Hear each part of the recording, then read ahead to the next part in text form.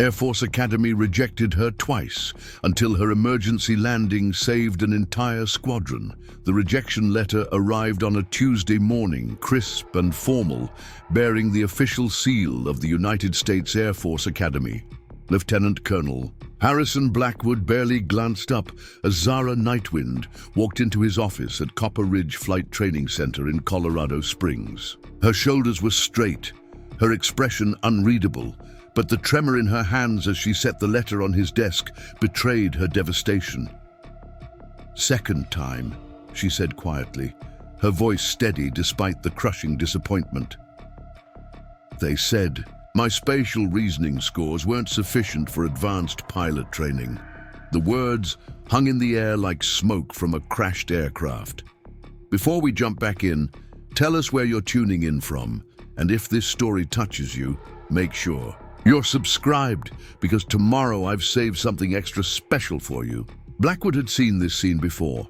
Talented candidates with dreams bigger than their test scores, hearts full of aviation passion, but lacking the precise metrics the Academy demanded. What he hadn't seen was someone like Zara, who possessed an almost supernatural ability to read aircraft behavior that couldn't be measured by standardized testing. Her peers at the flight center had nicknamed her the Whisperer for her uncanny knack of sensing mechanical problems before instruments detected them. Yet here she sat, defeated by bureaucracy and numbers on a page. "You know what this means," Blackwood said, not unkindly. "Without Academy acceptance, your path to military aviation is essentially closed. Commercial aviation might be your only option now."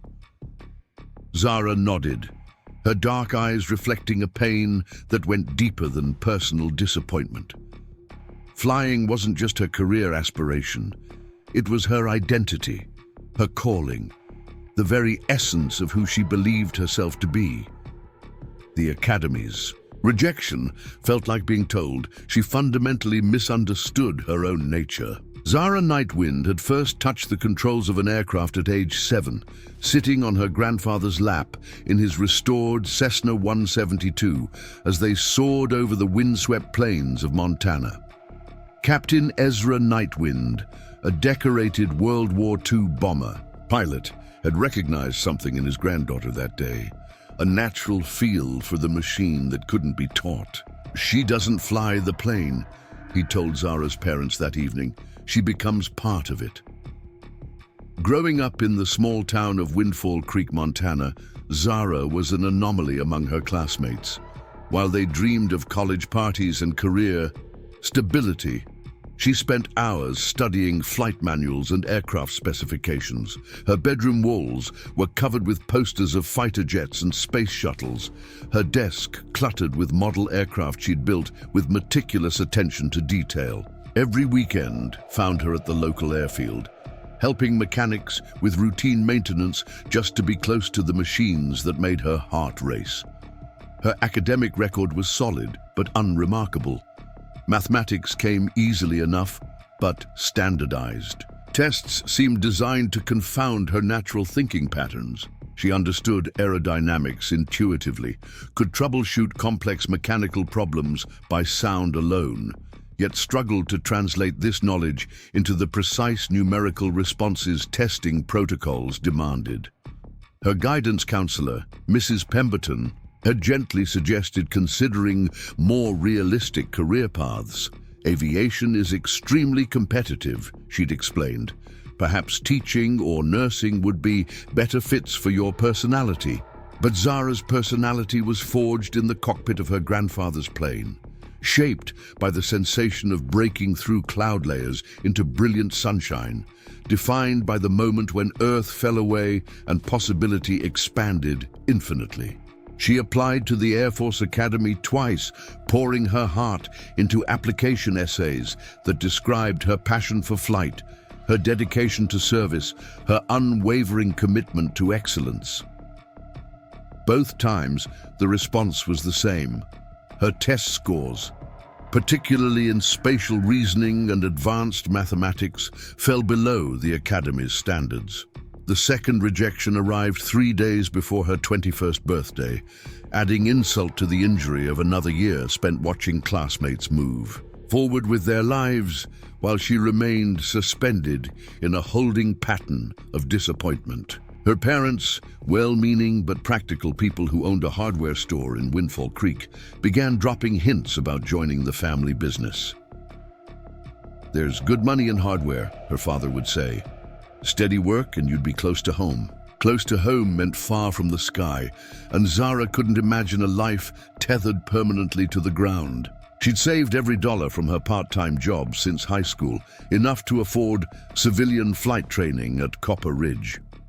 If the military wouldn't have her, she'd prove her worth through civilian channels and find another way to earn her wings. The plan was ambitious and expensive, with no guarantee of success, but it was the only path she could see that didn't involve abandoning her dreams entirely. Copper Ridge Flight Training Center occupied a sprawling complex on the outskirts of Colorado Springs, its runways stretching toward mountains that scraped the sky with snow-capped peaks. The facility trained everyone from weekend recreational pilots to commercial aviation candidates, but its reputation rested on producing some of the finest aviators in civilian aviation. Getting accepted into their advanced program was competitive enough. Excelling required dedication that bordered on obsession. Zara's first day at Copper Ridge began with orientation in a sterile classroom filled with students who radiated the confidence that came from financial security and family connections. In aviation, Marcus Steelbrook, whose father owned a regional airline, held court in the front row, regaling listeners with stories of his summers spent flying corporate jets across Europe. Beside him sat Vivian Goldspire, whose uncle was a commercial airline captain and whose trust fund ensured she'd never worry about the substantial costs of flight training. "Where did you do your preparatory training?" Marcus asked during a break, his question directed at Zara with casual curiosity. When she mentioned her grandfather's Cessna and the small airfield in Montana, his expression shifted to polite dismissal. "Oh, one of those family hobby situations. Preparing and narrating this story took us a lot of time, so if you are enjoying it, subscribe to our channel. It means a lot to us. Now back to the story." That's just quaint. The word carried undertones of condescension that weren't lost on anyone within earshot. Vivian's laugh was crystal bright and equally cutting. "My instructor always says the hardest students to teach are the ones who think they already know how to fly because Grandpa let them hold the stick. Bad habits are so difficult to unlearn." The observation wasn't directly addressed to Zara, but its target was unmistakable. Several other students chuckled, establishing a dynamic that would color her entire experience at Copper Ridge. The academic portion of training proved as challenging as Zara had feared. Her instructors, while competent, taught to standardized, testing protocols that emphasized memorization over intuitive understanding. She struggled with navigation calculations that made perfect sense in her mind, but somehow became muddled when translated into the required mathematical formats. Her weather analysis, brilliant in practical application, often missed the specific terminology examiners expected to see. Captain Reynolds, her primary flight instructor, was a former military pilot whose teaching style emphasized rigid adherence to procedures over creative problem-solving. "Flying isn't about feelings or hunches," he would say whenever Zara suggested adjustments based on her reading of aircraft behavior. "It's about following proven protocols and trusting instruments over instincts." This philosophy clashed fundamentally with everything Zara had learned from her grandfather, creating a constant tension in her training. Her first solo flight evaluation became a defining moment in her Copper Ridge experience. The aircraft assigned to her was a Piper Cherokee with a subtle engine irregularity that maintenance had repeatedly failed to identify. As Zara conducted her pre-flight inspection, she noticed an almost imperceptible vibration in the engine compartment, a barely audible change in the sound of the cooling system that suggested potential cooling issues. She reported her concerns to Captain Reynolds, who consulted the maintenance logs and found nothing documented. "The aircraft is certified airworthy," he told her impatiently. "Your evaluation is scheduled and weather conditions are optimal. Unless you can identify a specific mechanical failure, we're proceeding as planned." The implicit message was clear. Voicing further concerns would be interpreted as nervousness or incompetence. 20 minutes into the solo flight, at an altitude of 4,000 feet, the engine began running rough, exactly as Zara had anticipated. The cooling system problem she detected manifested as an overheating situation that required immediate attention. She executed a textbook emergency landing at a small regional airport, bringing the aircraft down safely despite challenging conditions. Post-flight inspection revealed a cooling system malfunction that could have led to engine failure at altitude. Rather than receiving credit for her diagnostic abilities and emergency handling, Zara found herself facing criticism for what instructors characterized as unnecessary caution and failure to trust certified maintenance procedures. Captain Reynolds noted in her evaluation that she had displayed concerning tendencies towards second-guessing established protocols, a comment that would follow her through the remainder of her training. The incident established Zara's reputation among her classmates as someone whose instincts were somehow suspect, whose unconventional approach to flying represented a departure from proper training.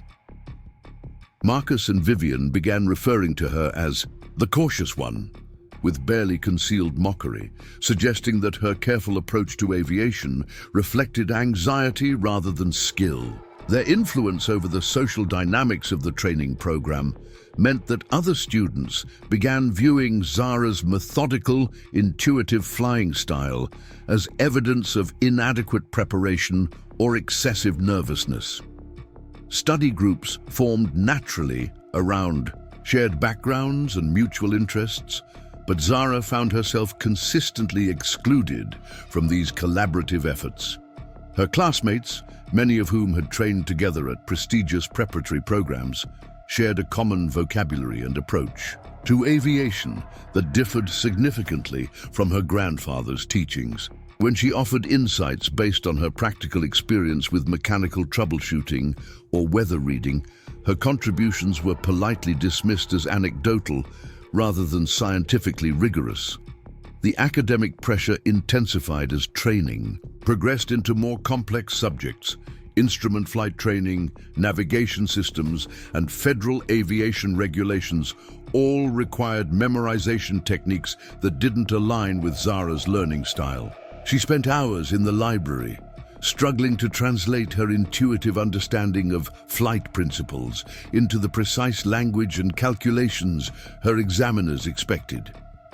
Her grades remained mediocre, despite extraordinary effort, reinforcing her instructor's perception that she lacked the intellectual foundation necessary for advanced aviation careers. Captain Reynolds's evaluations consistently noted her adequate but unremarkable performance, descriptions that failed to capture the subtle brilliance of her aircraft handling or her uncanny ability to anticipate mechanical issues. His reports emphasized her struggles with standardized testing rather than her practical competence, painting a picture of a student who was working hard but simply lacked the natural aptitude for professional aviation. The social isolation deepened as training progressed. Her classmates formed tight networks that would serve them throughout their aviation careers, sharing job opportunities, recommendations, and professional connections. Zara's attempts to integrate into these networks met with polite but firm resistance. She was the outsider, the girl from Montana whose grandfather had taught her to fly in ways that didn't align with modern training standards. Her financial situation added another layer of stress to an already challenging environment. While her classmates discussed weekend trips to aviation conferences or expensive additional training opportunities, Zara worked part-time jobs to cover her living expenses and training costs.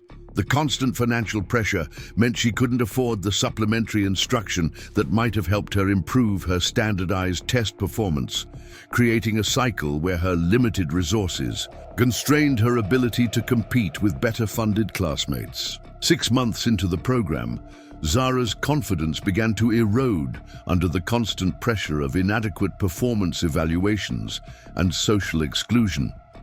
The passion for flight that had sustained her through the academy rejections started to feel like a burden rather than a gift. She began questioning whether her grandfather's assessment of her abilities had been clouded by familial affection rather than objective observation. Perhaps Mrs. Pemberton had been right about considering more realistic career paths. The doubt reached a crescendo during a particularly challenging simulator session focused on emergency procedures. The scenario involved multiple system failures, requiring rapid decision-making and precise execution of recovery protocols. Zara's natural instincts served her well in identifying the core problems and developing solutions, but her responses didn't match the specific procedures the simulator expected. She completed the scenario successfully, bringing the simulated aircraft to a safe landing despite catastrophic system failures, but received a failing grade because her methods deviated from prescribed protocols. "You can't just make up procedures as you go along," Captain Reynolds explained during the debriefing. "Professional aviation requires disciplined adherence to established protocols. Your creative problem-solving might work in emergency situations, but it demonstrates a concerning disregard for proper training." The criticism was devastating, not because it was harsh, but because it seemed to invalidate the very qualities that made Zara exceptional as a pilot. That evening, alone in her cramped apartment near the training center, Zara pulled out the letter she'd written to her grandfather, but never sent. In it, she described her struggles at Copper Ridge, her growing doubts about her abilities, her fear that his confidence in her talents had been misplaced. The letter represented everything she couldn't say to the man who'd inspired her love of flight, whose faith in her abilities remained unshaken despite mounting evidence that the professional aviation world didn't value what she brought to the cockpit. She considered calling her parents, accepting their gentle suggestions about joining the family hardware business, admitting that her dreams of flight had been unrealistic fantasies unsupported by objective capabilities. The phone sat on her desk, silent and accusatory, representing the conversation that would end her aviation ambitions and redirect her life toward terrestrial concerns. Her finger hovered over the contact list, trembling with the weight of a decision that would define her future. Instead, she opened her laptop and began researching alternative paths into aviation. Corporate flying, charter services, cargo operations, any avenue that might allow her to build flight hours and demonstrate her capabilities outside the rigid structure of traditional training programs. The research revealed a complex industry, where connections and recommendations mattered more than raw talent, where her lack of networking opportunities at Copper Ridge represented a significant disadvantage. The irony wasn't lost on her that the same qualities that made her exceptional, her intuitive understanding of aircraft behavior, her ability to detect problems before instruments registered them, her calm competence in emergency situations, were precisely the characteristics that formal training programs seemed designed to discourage. Professional aviation valued conformity and protocol adherence over creative problem-solving and mechanical intuition. As her first year at Copper Ridge neared its end, Zara faced a crossroads that would determine whether her aviation dreams survived contact with institutional reality. Her grades remained mediocre, her social standing within the program hadn't improved, and her financial resources were nearly exhausted. The path forward required either accepting that her grandfather's assessment had been wrong or finding a way to prove her worth in an industry that seemed determined to overlook her unique talents. The decision would have to wait. Tomorrow brought another day of training, another opportunity to demonstrate competence in an environment that measured success by standards that didn't align with her natural abilities. She closed the laptop, set aside the unfinished letter to her grandfather, and tried to sleep despite the turbulence of doubt that had become her constant companion. Outside her window, aircraft lights traced paths across the night sky, carrying passengers and cargo to destinations she dreamed of reaching herself. Her dreams that night were filled with flight, but not the soaring freedom she'd experienced with her grandfather. Instead, she found herself trapped in a cockpit where every control required permission, every decision demanded justification, every instinct was suspect until validated by external authority. She woke feeling more exhausted than when she'd gone to sleep, carrying the weight of a system that seemed designed to ground the very people who understood flight most intuitively. The next phase of her training would test whether her passion for aviation was strong enough to survive the systematic dismantling of her confidence, whether her natural abilities were resilient enough to withstand institutional pressure to conform, whether the dreams that had sustained her through 2 academy rejections could endure the slow attrition of daily disappointment at Copper Ridge Flight Training Center. The turning point arrived, disguised as another disappointment.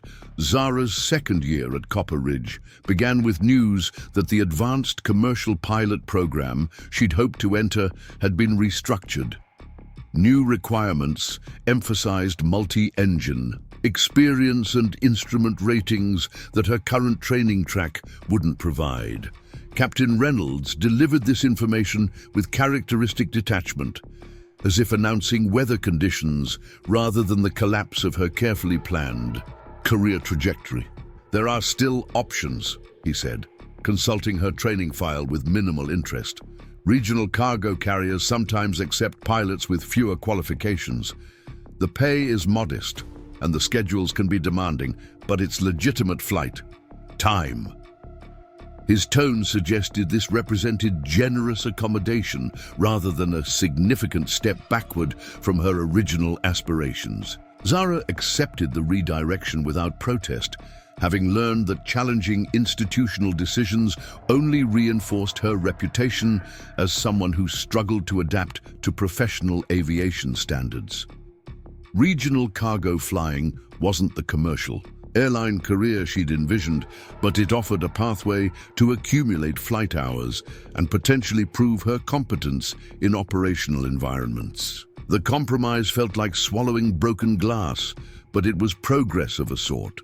The cargo training program operated from a separate facility across the airfield, housed in buildings that had seen better decades.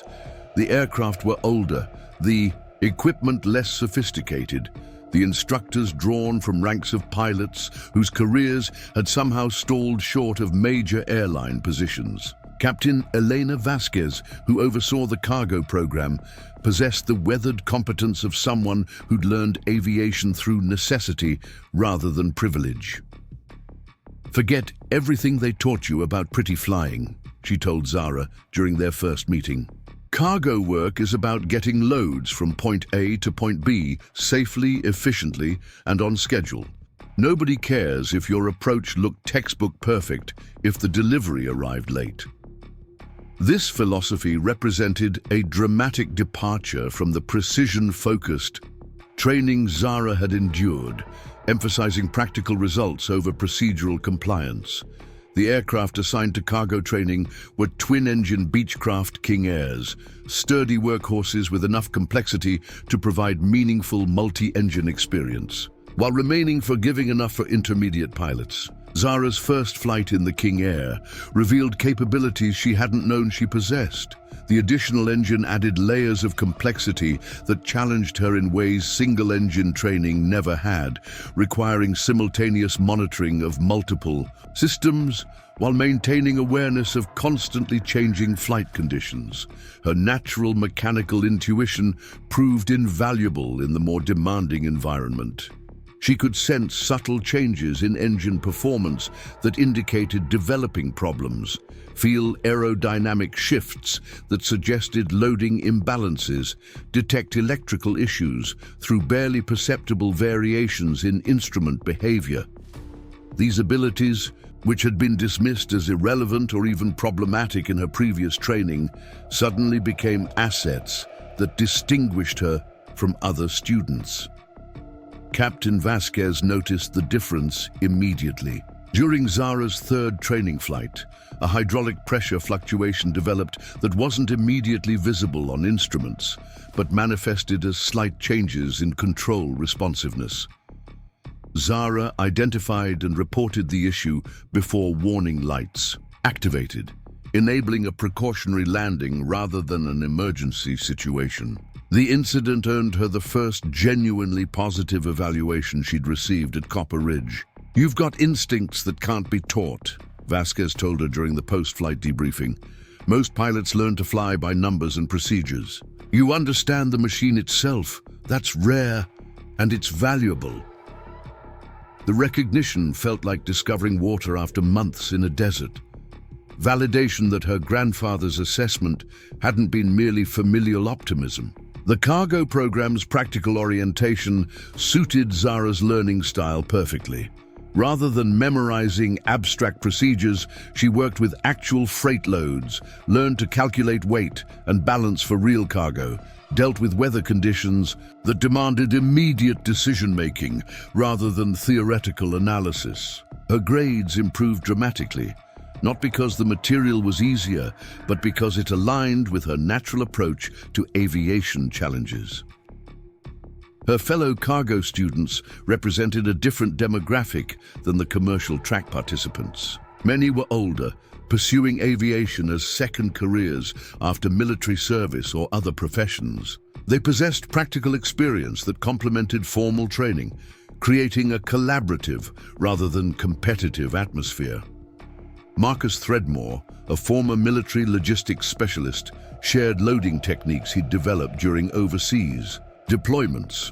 Sandra Brightwater, who'd flown agricultural aircraft for 15 years, explained weather patterns from the perspective of someone who'd learned to read atmospheric conditions through direct experience rather than textbook study. The social dynamics in cargo training proved refreshingly different from Zara's previous experience. Her mechanical insights and careful flying techniques earned respect rather than suspicion.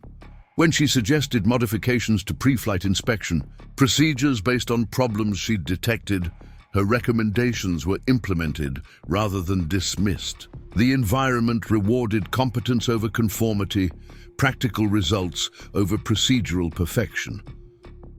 6 months into cargo training, Zara received an unexpected opportunity that would reshape her entire trajectory. Northwind Express, a regional freight company serving remote communities throughout the Mountain West, needed qualified pilots for seasonal operations. The position offered legitimate commercial flying experience with aircraft significantly more complex than anything she'd previously operated. Captain Vasquez recommended her without hesitation, describing her as the most naturally gifted pilot I've trained in 20 years. The interview with Northwind Express took place at a modest facility near Denver International Airport. Chief Pilot Jake Stormwind, a gruff veteran with 40 years of flying experience, conducted the session with minimal formality. "We're not interested in fancy credentials or prestigious training backgrounds," he explained. "We need pilots who can handle challenging conditions, make sound decisions under pressure, and keep aircraft operational in demanding environments. Can you do that?" Zara's response drew from her grandfather's teachings about practical aviation, rather than her formal training experiences. She described her approach to aircraft systems management, her methods for weather analysis, her philosophy of conservative decision-making balanced with operational necessity. Stormwind listened with growing interest, occasionally asking questions that revealed his own deep understanding of practical flying challenges. "You sound like someone who learned to fly rather than just learned to pass tests," he observed. "That's exactly what we need."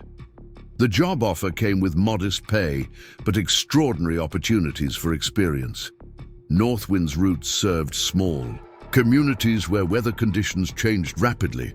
Airports lacked sophisticated equipment, and pilot competence directly affected operational safety. It was demanding work that would challenge every aspect of her flying abilities.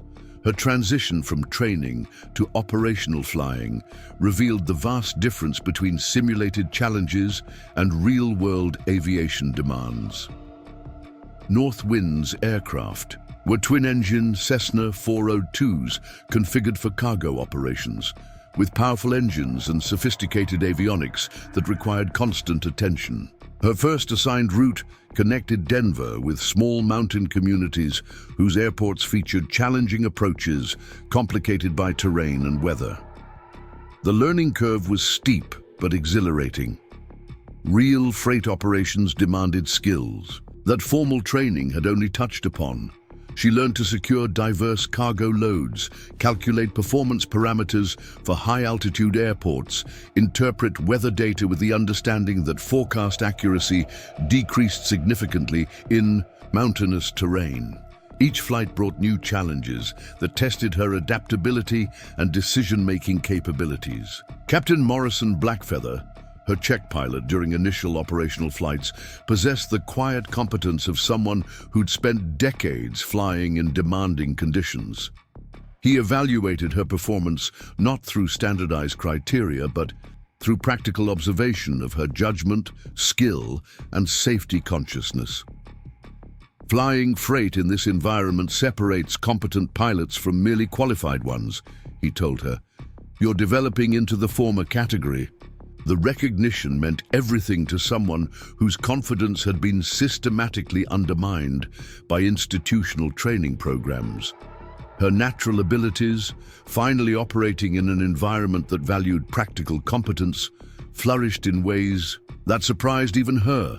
She developed techniques for reading mountain weather patterns, methods for optimizing aircraft performance at high-altitude airports, strategies for managing complex cargo loads efficiently. Her reputation within Northwind Express grew rapidly. Dispatchers began specifically requesting her for challenging routes, knowing that her careful planning and conservative decision-making reduced the likelihood of delays or diversions. Maintenance personnel appreciated her detailed aircraft condition reports and her ability to identify developing problems before they became serious malfunctions. Other pilots sought her input on operational challenges, recognizing her growing expertise in mountain flying techniques. The personal satisfaction of meaningful work began healing psychological wounds left by her training experiences. Each successful flight represented validation of her grandfather's faith in her abilities, proof that the institutional assessment of her capabilities had been flawed rather than accurate. She was becoming the pilot he'd always believed she could be, developing skills and confidence that formal programs had been unable to nurture. 3 months into her tenure with Northwind Express, an unusual assignment arrived that would test her abilities in unprecedented ways. Military exercises at Fort Carson required transport of specialized equipment to remote training areas accessible only by aircraft. The cargo was classified, the destinations were challenging, and the timeline was inflexible. Several senior pilots had declined the assignment due to its complexity and potential risks. Zara volunteered without hesitation, driven by curiosity about military operations and confidence in her growing abilities. The briefing revealed the scope of the challenge: multiple flights to improvised landing sites, coordination with military air traffic control, strict security protocols governing cargo handling. The assignment represented exactly the kind of complex operation that separated experienced pilots from novices. Her first military transport flight departed on a clear October morning, carrying electronic equipment to a training site deep in the Colorado Rockies. The destination was a temporary airstrip carved from wilderness, marked only by portable navigation aids and maintained by military engineering units. Flying to such locations required precise navigation, careful fuel management, and absolute confidence in aircraft performance calculations. The approach to the military landing site challenged every aspect of her flying skills. Mountain terrain, limited approach options, while thin air at 8,000 feet altitude reduced aircraft performance significantly. She executed the landing with textbook precision, delivering the cargo exactly on schedule despite challenging conditions. Military personnel on the ground expressed surprise at her competence, apparently expecting less capable performance from a civilian cargo pilot. The return flight to Denver provided time for reflection on how dramatically her circumstances had changed. 18 months earlier, she'd been struggling with basic training exercises while enduring constant criticism of her abilities. Now she was successfully executing complex military transport operations that senior pilots had declined to attempt. The transformation hadn't resulted from fundamental changes in her capabilities, but from finding an environment that recognized and developed her natural talents. Her success with military transport assignments led to additional opportunities. Within Northwind Express, Chief Pilot Stormwind began assigning her to their most demanding routes, recognizing that her careful planning and competent execution reduced operational risks significantly. She flew medical transport missions to remote hospitals, delivered emergency supplies to communities isolated by severe weather, transported time-sensitive cargo that required precise scheduling coordination. Each assignment built upon previous experiences, developing her expertise in specialized areas of commercial aviation. She learned to operate in weather conditions that grounded less experienced pilots, navigate to airports that lacked sophisticated approach aids, manage aircraft systems under stress conditions that revealed equipment limitations. Her logbook accumulated flight hours that represented genuine operational experience rather than repetitive training exercises. The professional recognition she'd always sought began materializing in unexpected ways. Regional aviation publications featured articles about Northwind Express operations that mentioned her contributions specifically. Pilot organizations invited her to speak about mountain flying techniques at training seminars. Aircraft manufacturers consulted her about operational feedback from challenging environments where their equipment was tested beyond normal parameters. More importantly, she was developing into the pilot her grandfather had envisioned, someone whose understanding of aviation transcended procedural compliance to encompass genuine mastery of flight. Her decision-making reflected hard-won experience rather than theoretical knowledge. Her aircraft handling demonstrated confidence earned through successful completion of demanding assignments. Her professional reputation rested on proven competence rather than credentials or connections. The irony of her situation wasn't lost on her. The same Air Force Academy that had rejected her applications was now relying on her services for specialized transport operations they couldn't accomplish with their own resources. Military personnel who would have been her peers had her academy applications been successful, now treated her as a subject matter expert whose civilian experience exceeded their institutional training in specific operational areas. Yet she found herself wondering about paths not taken. opportunities that remained forever closed because of her academy rejections. Fighter pilot training, military transport operations, space program participation, all the careers that had motivated her original aviation aspirations remained inaccessible, regardless of her demonstrated competence in civilian aviation. The institutional barriers that had redirected her career remained as formidable as ever, unchanged by her subsequent achievements. The question of what she might have accomplished within military aviation haunted quiet moments between flights. Her natural abilities, fully developed within appropriate operational environments, might have produced exceptional results in military contexts. The rigid training protocols that had constrained her development might have been balanced by operational assignments that valued practical competence over procedural compliance, but speculation about alternative histories provided no answers to immediate challenges. Her current path offered meaningful work, professional recognition, and personal satisfaction that validated her grandfather's faith in her potential. She was building a career that honored his memory while creating opportunities for continued growth within civilian aviation. The Academy's rejection had forced her onto a different trajectory, but not necessarily an inferior one. Winter arrived early that year, bringing weather patterns that would test every pilot operating in the Mountain West region. Snow began falling in September, creating conditions that complicated aircraft operations throughout the area. Mountain passes closed to ground traffic, leaving air transport as the only reliable connection between many remote communities and outside resources. Northwind Express faced increased demand for services just as operational conditions became significantly more challenging. The combination of increased workload and deteriorating weather created exactly the kind of environment where pilot competence directly affected operational safety. Zara found herself flying more frequently in conditions that grounded less experienced pilots, carrying cargo that couldn't wait for improved weather.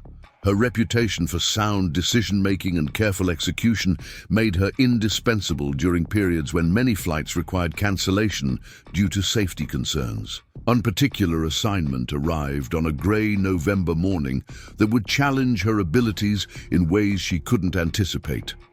The cargo manifest listed specialized communication equipment destined for a military training exercise at a remote site near the Wyoming border.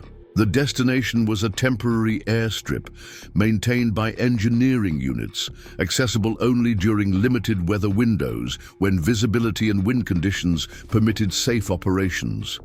The briefing revealed additional complexities that elevated the assignment beyond routine transport operations. The exercise involved coordination between multiple military units, conducting realistic training scenarios under conditions that simulated combat environments. Radio communications would be restricted, navigation aids would be minimal, and support services would be limited to essential personnel only. Zara accepted the assignment with confidence born from successful completion of similar missions, but weather forecasts suggested conditions were deteriorating more rapidly than originally predicted. Mountain passes were reporting heavy snow, visibility was decreasing throughout the region, and wind patterns indicated potential turbulence that could complicate aircraft operations significantly. The mission window was closing, but military requirements made delay unacceptable. Her pre-flight preparation was more thorough than usual, reflecting recognition that this assignment carried higher risks than normal operations. She studied weather patterns extensively, calculated fuel requirements with conservative margins, reviewed emergency procedures for operations in remote locations. The aircraft was inspected meticulously, with particular attention to systems that might be affected by severe weather conditions. The departure from Denver proceeded normally, despite overcast skies and light snow that reduced visibility below optimum levels. Her route followed established airways northward toward Wyoming, climbing to altitude that would clear mountain terrain while remaining below cloud layers that might complicate navigation. The initial flight segment provided no unusual challenges, but weather conditions continued deteriorating as she approached the destination area. Radio contact with military controllers confirmed that conditions at the landing site remained within acceptable parameters, though barely. Visibility was marginal, crosswinds were approaching maximum limits for safe operations, and snow accumulation was beginning to affect runway surface conditions. The cargo delivery remained urgent enough to justify attempting the approach, despite challenging circumstances. As she descended toward the military site, Zara's years of mountain flying experience proved invaluable in assessing conditions that would have daunted less experienced pilots. She recognized wind patterns that indicated moderate turbulence, identified visibility limitations that required precise navigation, calculated approach parameters that accounted for high altitude and deteriorating surface conditions. Her grandfather's lessons about reading atmospheric conditions guided decisions that formal training hadn't addressed. The approach itself demanded every skill she'd developed during her time with Northwind Express. Mountain terrain channeled, winds into unpredictable patterns that required constant control adjustments, while snow reduced visibility to minimums that tested her instrument flying capabilities. She maintained precise control despite challenging conditions, bringing the aircraft safely onto the temporary runway with cargo intact and mission objectives accomplished. Military personnel who met the aircraft expressed gratitude that bordered on amazement. "We weren't sure anyone would attempt this delivery today," admitted Major Richards, the exercise coordinator. "Weather conditions have been deteriorating all morning, and we've had to cancel several other flights."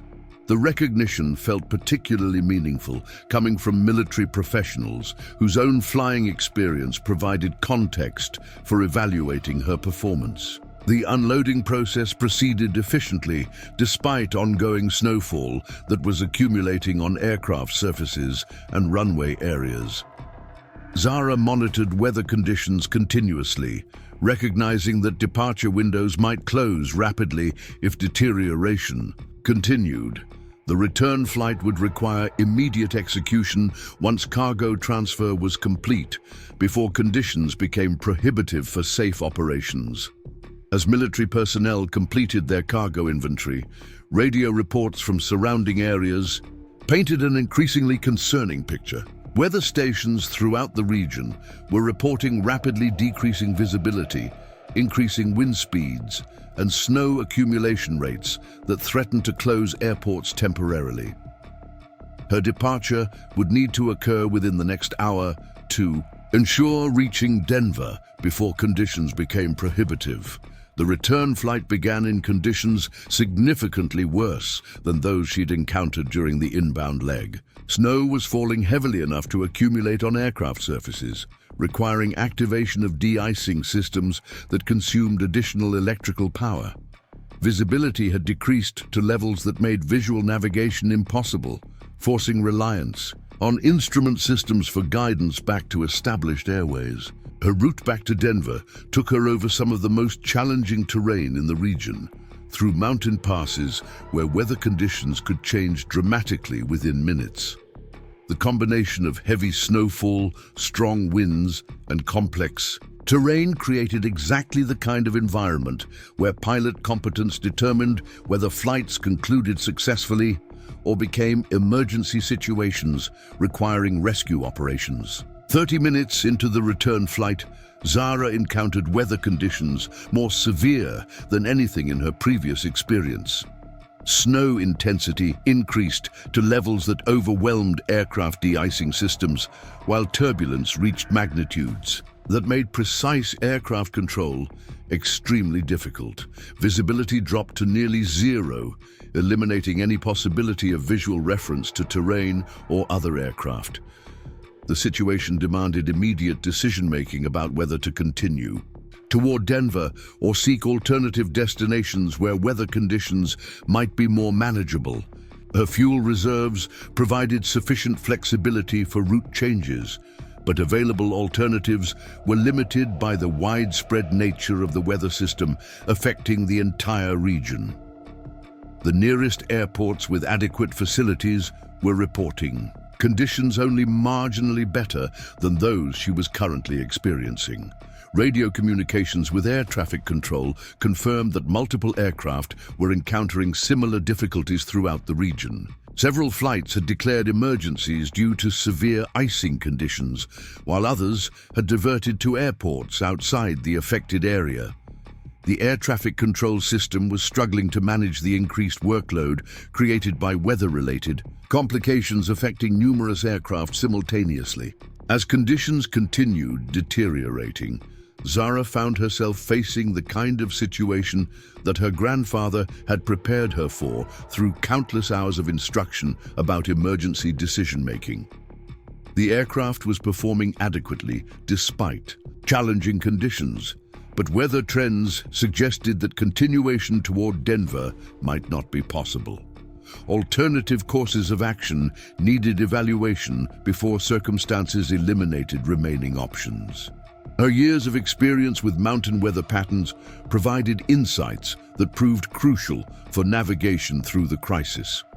She recognized atmospheric conditions that indicated potential areas of improved visibility, identified wind patterns that might offer temporary relief from severe turbulence, calculated route modifications that could avoid the worst aspects of the weather system while maintaining progress towards suitable landing sites. The decisions she made during the next 20 minutes would determine not only her own safety, but potentially the safety of other aircraft operating in the region.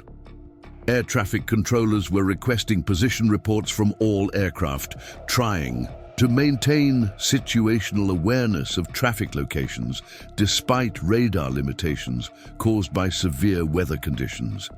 Her responses needed to be accurate and timely to prevent conflicts with other aircraft also seeking emergency assistance. What she discovered during those critical minutes would transform her understanding of her own capabilities and establish her reputation within the aviation community in ways she could never have anticipated. The crisis that was developing around her would require every skill she'd developed, every lesson her grandfather had taught her, every instinct that formal training programs had tried to suppress. The emergency that was about to unfold would finally provide the test that revealed whether her natural abilities were truly as exceptional as she'd always believed. The first distress call crackled through Zara's headset at exactly 14:37 Mountain Time, cutting through the static of deteriorating radio conditions with unmistakable urgency. Mayday, Mayday, this is Falcon Squadron Lead, aircraft emergency, requesting immediate assistance. The transmission originated from somewhere ahead of her position, though precise location was impossible to determine due to atmospheric interference affecting radio propagation throughout the region. Air traffic control responded immediately, their professional calm barely masking the tension that emergency declarations always generated. Falcon Squadron Lead, Denver Center, state nature of emergency, and souls on board. The controller's voice carried the practiced efficiency of someone trained to gather critical information rapidly while coordinating resources for emergency response operations. Denver Center, Falcon Lead, we have multiple aircraft with severe icing conditions, navigation system failures, and fuel concerns. Formation of 6 F-16s returning from training exercise, approximately 40 miles northwest of Denver, unable to maintain formation due to weather, requesting vectors to nearest suitable airfield. The pilot's report painted a picture of cascading failures that transformed routine training flights into life-threatening emergencies. Zara's blood chilled as she processed the implications of what she'd just heard. 6 military aircraft in distress, their pilots struggling with the same weather conditions that were challenging her civilian operations, but with complications she couldn't fully comprehend. Fighter aircraft operated at performance levels that left minimal margins for error, and their pilots were trained for combat missions rather than extended adverse weather operations in civilian airspace. The controller's response revealed the scope of the crisis developing throughout the region. Falcon Lead, be advised multiple airports reporting below minimums due to weather conditions. Buckley Air Force Base is currently closed.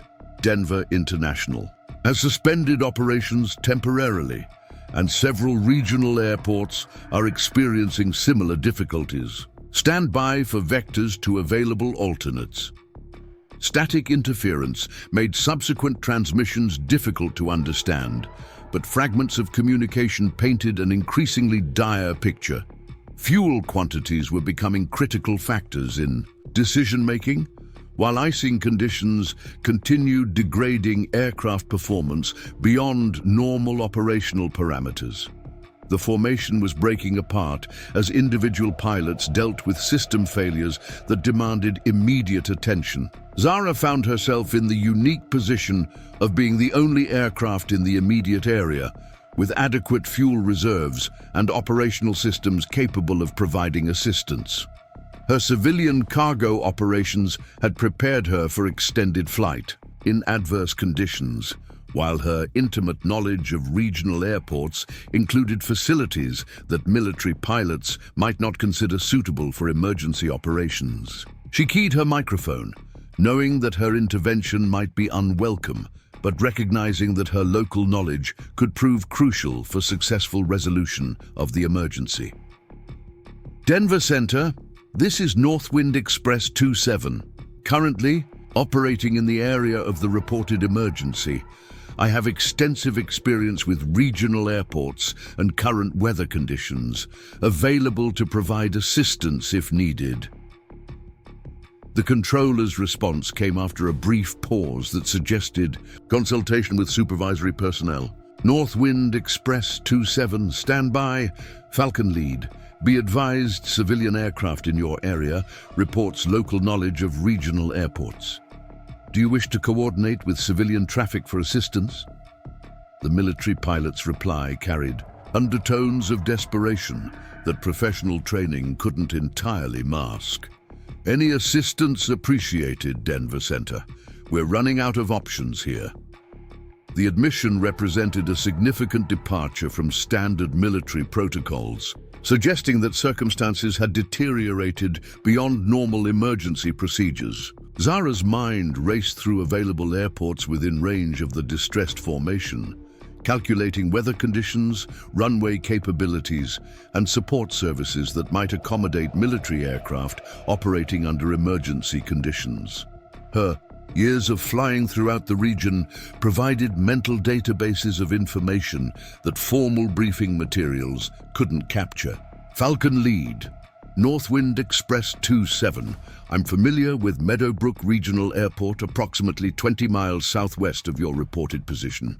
Field elevation 4,000 feet, runway 7,000 feet long, adequate for your aircraft type. Weather station there reported better conditions than surrounding areas 30 minutes ago. Her transmission provided specific information that could guide emergency decision-making. The response came from a different voice, suggesting that squadron leadership responsibilities were shifting as conditions deteriorated. Northwind Express, Falcon 2, can you provide current weather observation for Meadowbrook? Our navigation systems are degraded, and we're having difficulty obtaining current reports.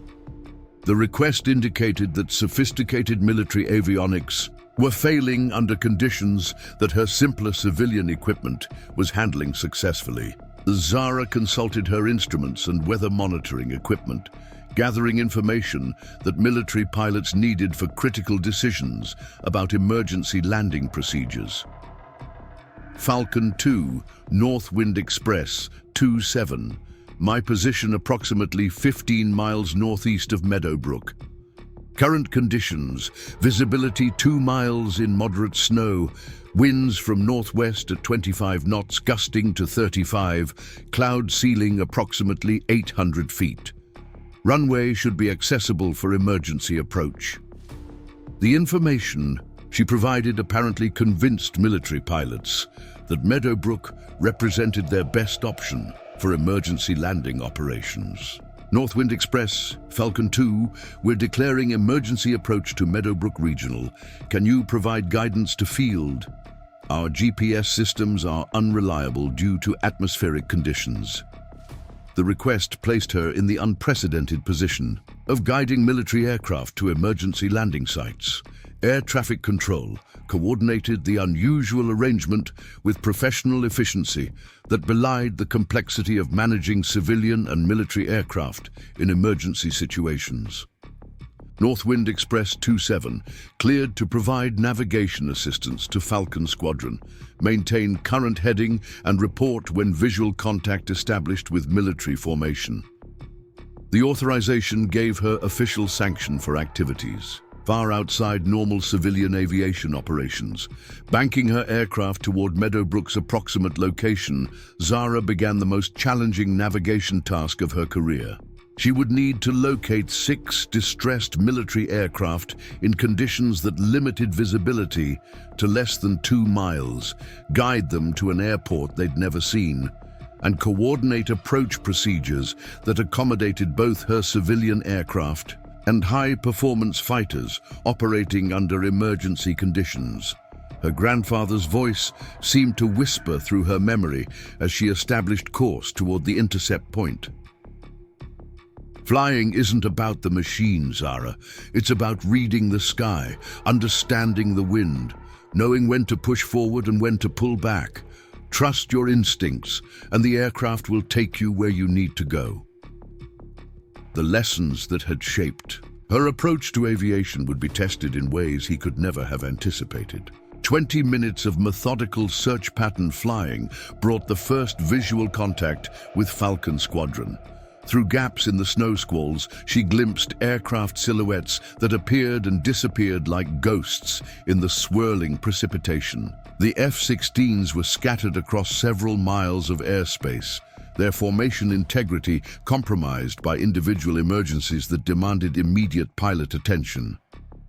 Falcon formation, Northwind Express 27 has visual contact with your aircraft. Count 6 fighters in scattered formation approximately 12 miles northeast of Meadowbrook.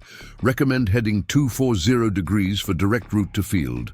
Her transmission provided orientation information that GPS failures had made unavailable to military pilots. The lead pilot's response carried relief that was audible despite radio static. Northwind Express, Falcon lead, we have you in sight. Request you maintain visual contact and provide continuous guidance to airport. Several aircraft are experiencing electrical system problems that affect instrument reliability. The admission revealed how extensively sophisticated military systems were failing under adverse weather conditions. What followed was the most demanding 40 minutes of flying in Zara's career. She positioned her aircraft to maintain visual contact with the scattered formation while navigating toward Meadowbrook through weather conditions that challenged every aspect of her piloting skills. Snow intensity varied unpredictably, creating periods of near-zero visibility followed by brief windows of marginal visual contact with terrain and other aircraft. Her civilian aircraft's stability in turbulent conditions proved advantageous for maintaining formation with military fighters, whose higher performance characteristics made precise flying more difficult in severe weather.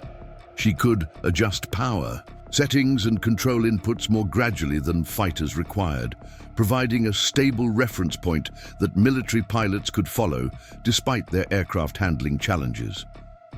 The approach to Meadowbrook demanded coordination between aircraft, types with vastly different performance characteristics operating under emergency conditions that eliminated normal separation procedures. Zara established herself as the formation lead, using her knowledge of the airport layout to guide the fighters through a visual approach pattern that accommodated their speed and descent rate requirements. Falcon formation, North Wind Express. 27, runway in sight, 12 o'clock 4 miles.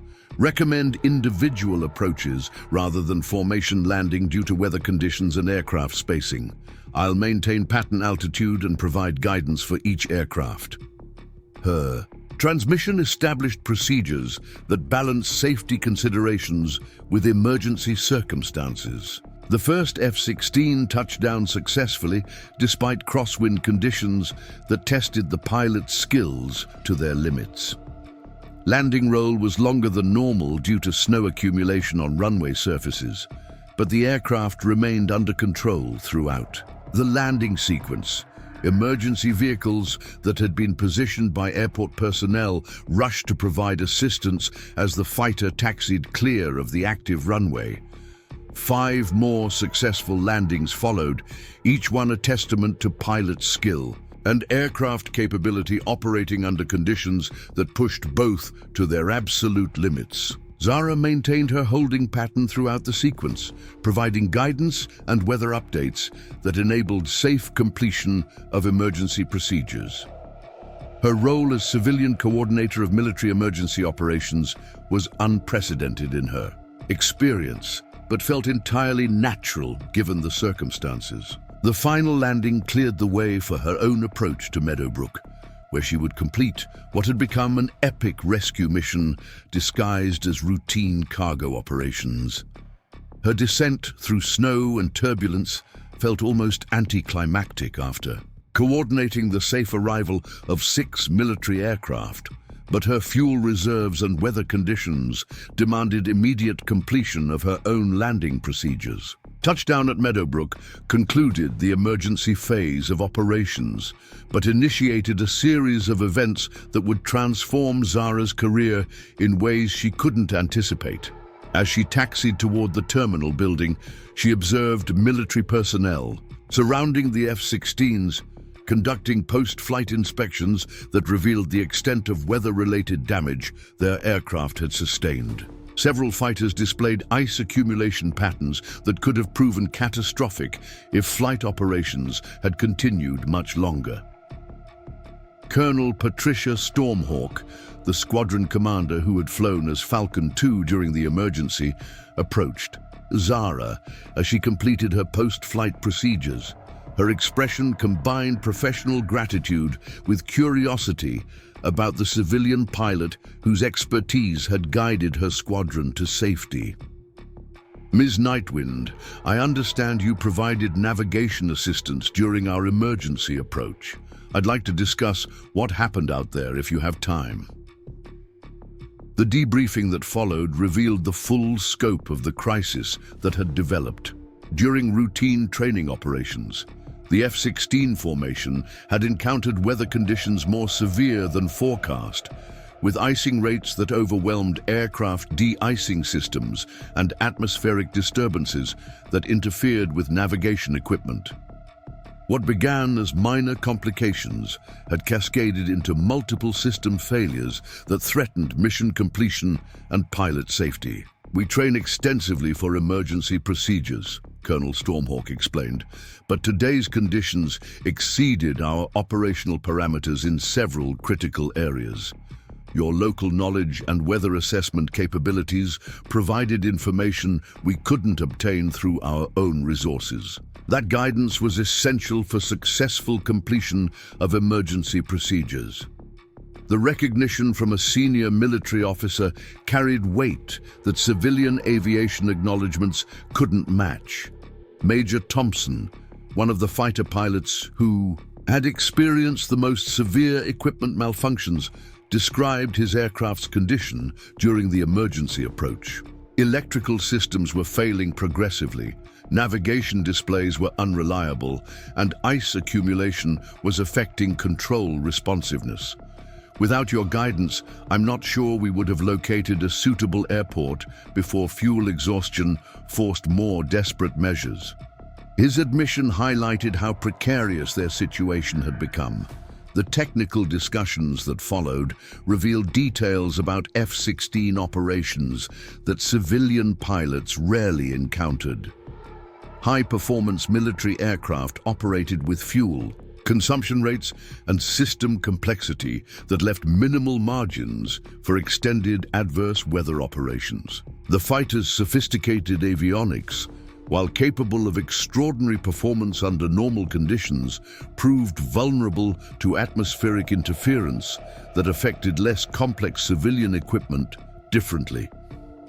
Zara's practical experience with mountain weather patterns had provided insights that formal meteorological training hadn't given military pilots. Her ability to read atmospheric conditions through visual observation and aircraft behavior had compensated for limitations in electronic weather monitoring systems. The combination of local knowledge and intuitive weather assessment had proved more valuable than sophisticated equipment operating beyond design parameters. Colonel Stormhawk's interest in Zara's background led to revelations that surprised everyone present. When she learned about the Air Force Academy rejections and Zara's subsequent career development through civilian aviation, her expression shifted to something approaching disbelief.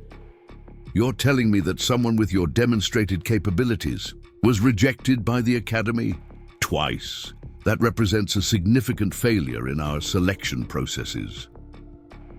The irony of the situation wasn't lost on anyone involved in the discussion.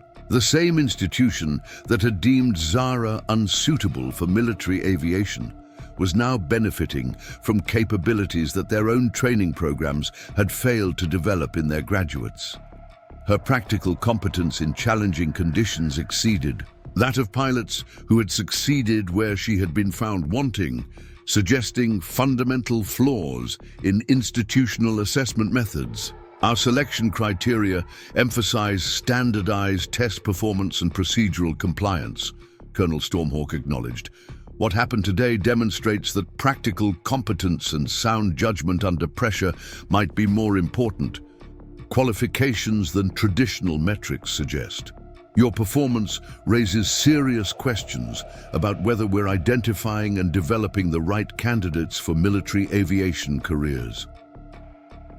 The conversation continued long into the evening as weather conditions gradually improved enough to permit aircraft recovery operations. Maintenance crews conducted detailed inspections of the F-16s, documenting ice damage and system malfunctions that supported pilot reports about the severity of conditions they'd encountered.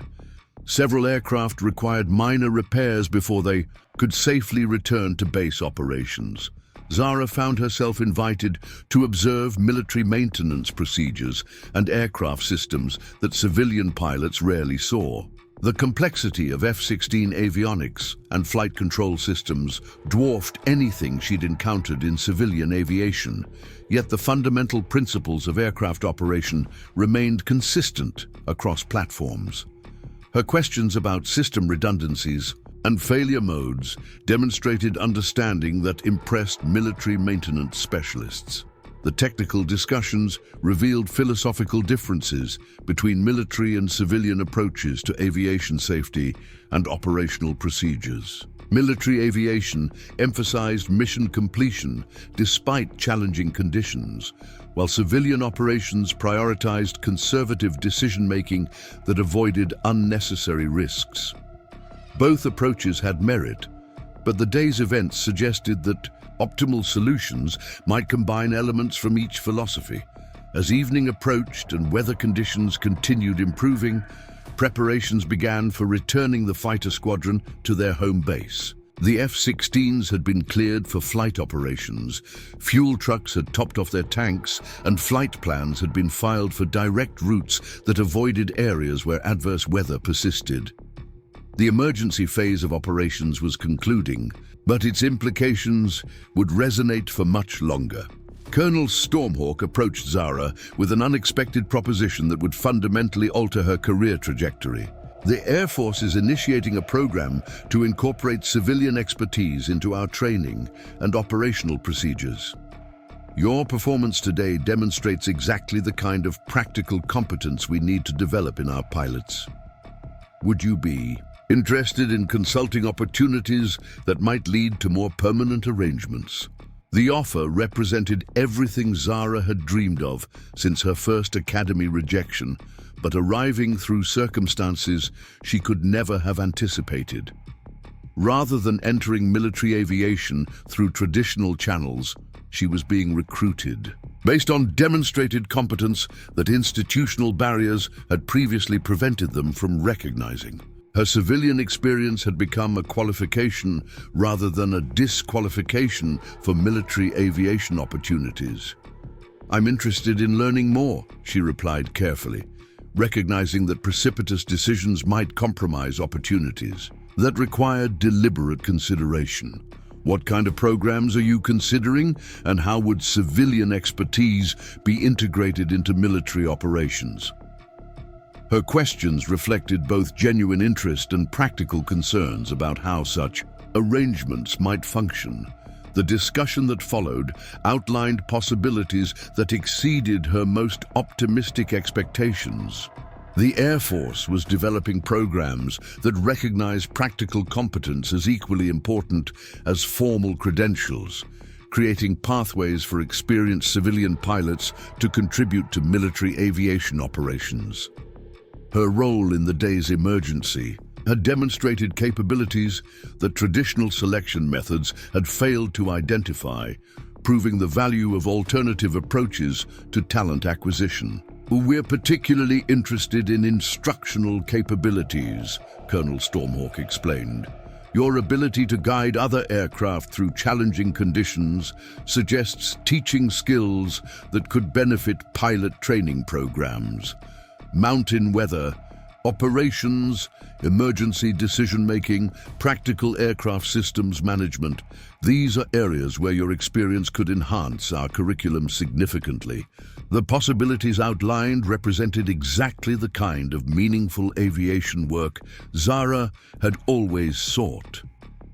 The evening concluded with exchange of contact information and commitments to continue discussions about specific opportunities within military aviation programs.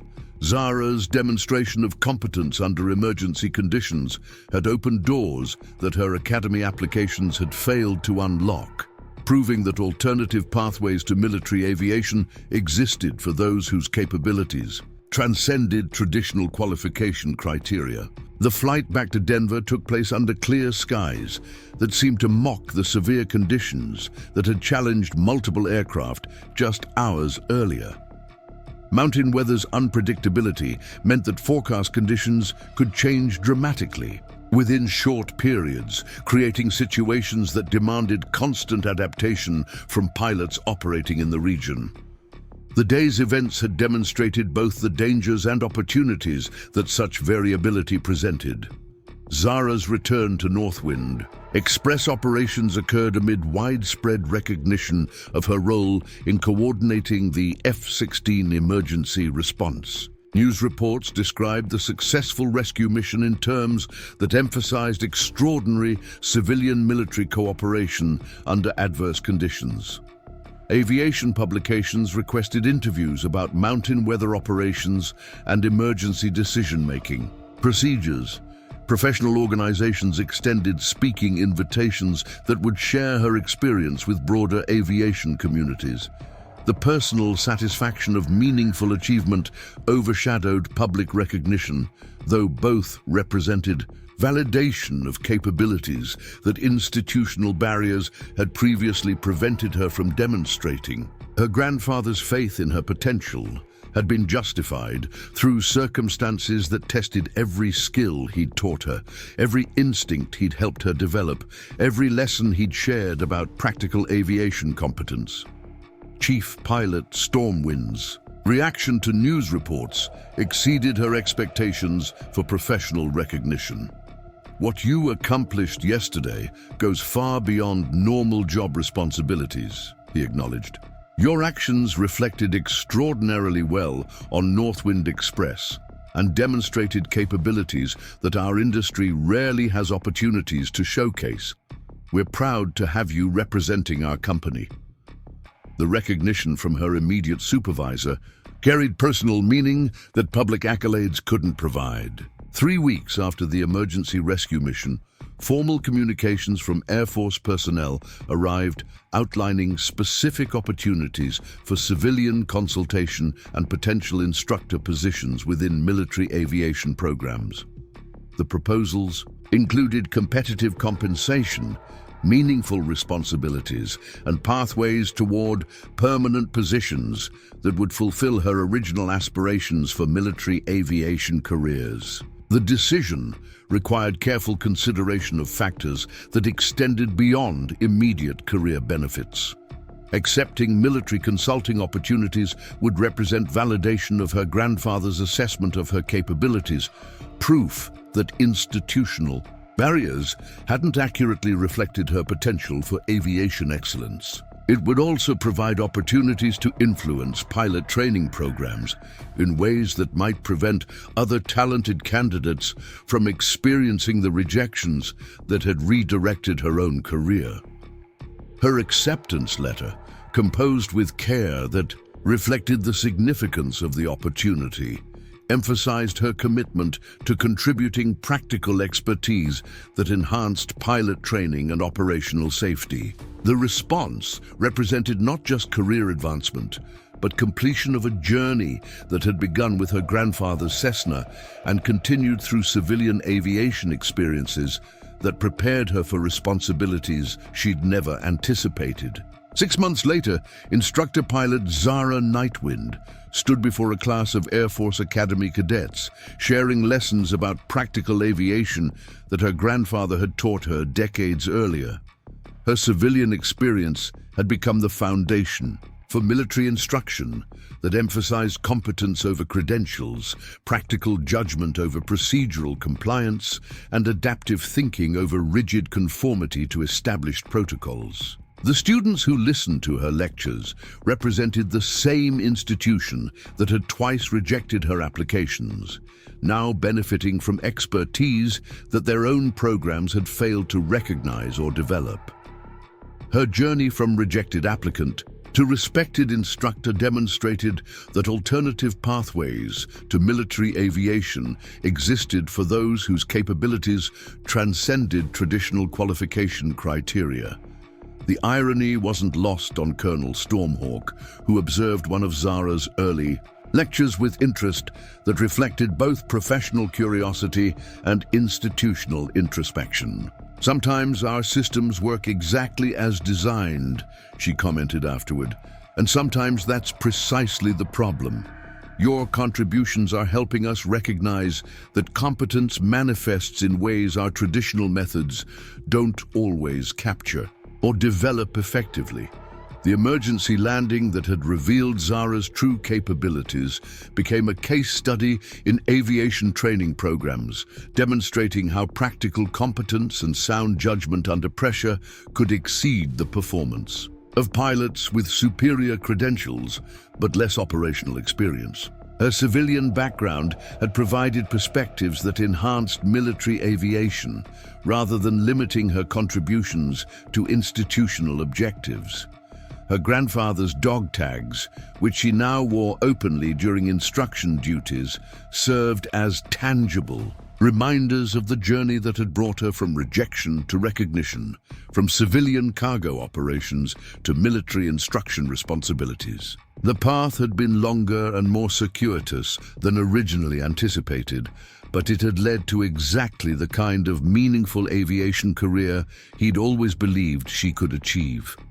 The students who benefited from her instruction would carry forward lessons that combined military precision with civilian practicality, creating a new generation of pilots whose training reflected both institutional excellence and operational reality. Her legacy would be measured not through personal achievements, but through the enhanced capabilities of pilots whose careers were shaped by instruction that she'd made possible. Evening flights over the same Colorado mountains where her emergency rescue mission had unfolded, provided opportunities for reflection on the unexpected ways that careers could develop when institutional barriers redirected rather than prevented the pursuit of aviation excellence. The Academy's rejection had forced her onto civilian pathways that ultimately provided exactly the experience and perspective that military aviation needed to enhance its own operations.